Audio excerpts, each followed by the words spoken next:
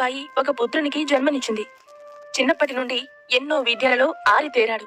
తల్లి జీజా రామాయణం, భారతంలోని పౌరుషమైన గాథలను చెబుతుంది. ఆ పిల్లవాడికి పౌరుషాన్ని, వీరత్వాన్ని నూరిపోస్తూ పెంచుతుంది. స్త్రీలను, గోవులను, సాధుజనులను కష్టపెట్టేవారిని శిక్షించాలని చెబుతుంది. ధర్మాన్ని కాపాడాలని ఆ పిల్లవాడికి బోధిస్తుంది. తన తల్లి నేర్పిన విలువలు శివాజీ హృదయంలో గుడి గంటలలాగా మోగుతున్నాయి. శివాజీ ధర్మరక్షణలో ఒక్కొక్క అడుగు ముందుకు వేస్తూ వెళుతున్నాడు.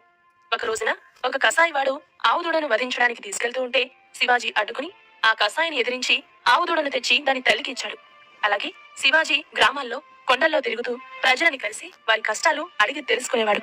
ఎన్నో కుటుంబాలు ఆకలి బాధ తట్టుకోలేక ఆత్మహత్య చేసుకున్నాయని తెలిసి కంటతడి పెట్టాడు.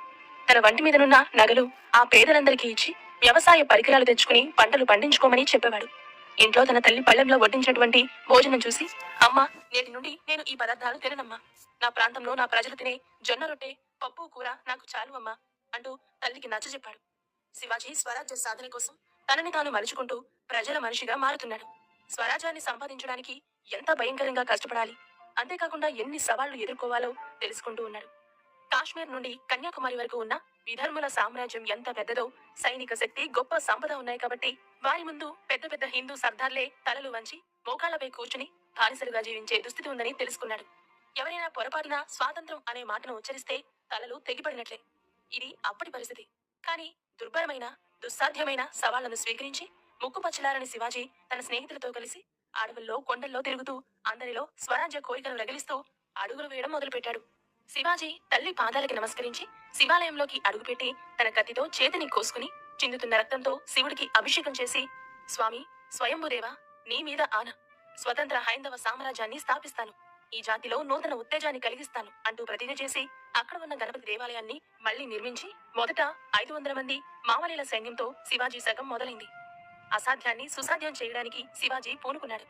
సరిగ్గా తాను వెళ్లే ముందు బీజాపూర్ సుల్తాన్ ఆధీనంలోని తోరణ స్తంభంపై నీ తొలి విజయం నేను చూడాలంటూ జీజాబాయి ఆదేశించింది.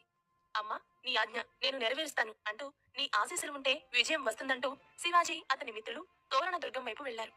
కొండ మీద లోయ, చుట్టూ అడవి, కఠినమైన సాధనతో ఉక్కులాగా రాటు తేలిన శరీరాలు, కవచాలు లేవు. కేవలం చేతుల్లో కత్తులు, ఈటలు, బల్లాలు, అలాగే జీనులేని కుర్రాలు. ఇవి వీరి సాధనాలు. నిన్నటిదాకా పేద రైతులు, కాని నేడు ధర్మాన్ని నిలబెట్టడానికి వచ్చిన వీరాది వీరులు. 4 వైపులా దుర్గాన్ని ముట్టడించారు. జై భవానీ మాత అంటూ కోట మీదకి పాకి లోపలికి జారి నిద్రమత్తులో ఉన్న సైనికుల్ని నరికి తెల్లారేసరికి కాషాయ జెండా ఎగురవేశారు. తల్లి జీజాకి విజయవార్త అందించారు. 17 ఏళ్ల బాలుడు సాధించిన విజయం చూసి జీజా ఆనందానికి హద్దులు లేవు. శివాజీ సంకల్పానికి, విజయానికి లోపలే ఆనందంతో పొంగిపోయింది ఆ తల్లి. తోరణదుర్గం విజయం ఢిల్లీలో మొఘలుల సింహాసనాన్ని కదిలించి వేసింది. కర్ణాటక బీజాపూర్ దర్బార్కి ఈ విజయ వార్త చేరగానే హిందూ రాజుని పిలిపించి హెచ్చరించాడు.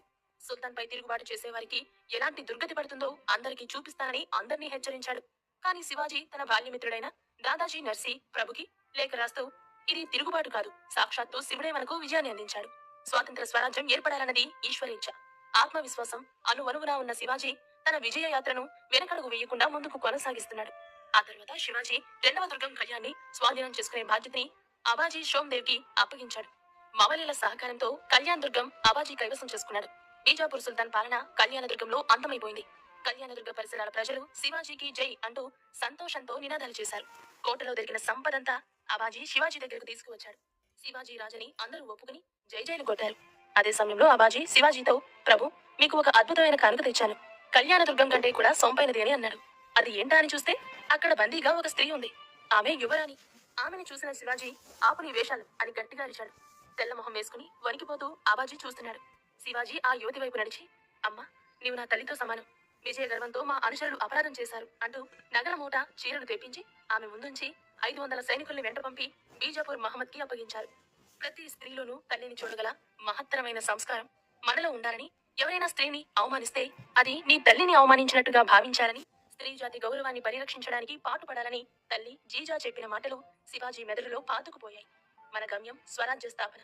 ఆ లక్ష్యంలో తప్పులు జరగకూడదని అంటూ శివాజీ తన అనుచరులకు చెప్పాడు. ఇటు కర్ణాటక బీజాపూర్ సుల్తాన్లకి కళ్యాణకోటపై శివాజీ విజయవార్త అందింది. రహస్య సమావేశాలు జరుపుకున్నారు. అఫ్జల్ ఖాన్, ఫజల్ ఖాన్, సుల్తాన్లో ఢిల్లీ బాదుషా షాజహాన్ తో మనకు భయం లేదు. ముందు ఈ కాఫీర్ శివాజీ సంగతి చూడాలి. శివనేరి దుర్గాన్ని ఇచ్చినా కూడా తృప్తి పడక మన కోటలన్నీ ఆక్రమిస్తున్నాడు. శివాజీ తండ్రి మనకు నమ్మకస్తుడే కావచ్చు, కానీ మనం మాత్రం షాహాజీ భోంస్లేను జైల్లో వేయాల్సిందే అని బంధించారు. ఈ వార్త తెలిసిన జిజాకు ఆవేశంతో కళ్ళలో నీళ్లు తిరుగుతున్నాయి. అదే సమయంలో కులగురువు దాదాజీ కండదేవ్ చివరి దశలో మంచం మీద ఉన్నారు. శివాజీకి ఏం చేయాలో తెలియడం లేదు. ఒక పక్క తన తండ్రి జైల్లో ఉన్నాడు. తల్లి జిజా బాధపడుతుంది. మరో పక్కన తన కులగురువు దాదాజీ కండదేవ్ మంచం మీద పడ్డారు. గెలిచిన కోటలు సుల్తాన్ కి అప్పగిద్దామా అని ఆలోచన వచ్చింది. ఇంత కష్టపడి గెలుచుకున్న కోటలను శత్రువులకు ఇచ్చేస్తాడా? తల్లి బాధ తీర్చడానికి శివాజీ ఏ నిర్ణయం తీసుకుంటాడు?